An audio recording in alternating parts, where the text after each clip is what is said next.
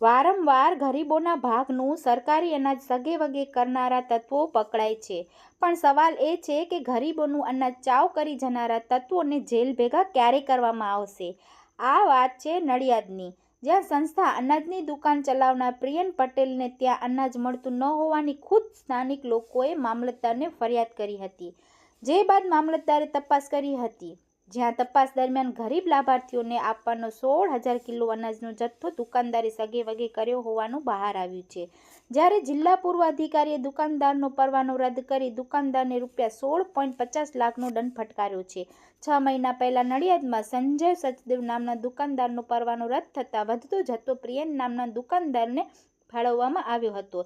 ચોરનો ભાઈ ઘંટી ચોર જ નીકળ્યો. પણ નવાઈની વાત તો એ છે કે આટલી મોટી ગેરરીતિ છતાં મામલતદાર તથા જિલ્લા પૂર્વ અધિકારી દ્વારા ફરિયાદ નોંધવામાં નથી આવી. જિલ્લામાં અવારનવાર બહાર આવી રહ્યા છે અનાજ કૌભાંડ, જ્યારે દાખલા રીતે કામગીરી ક્યારે થશે?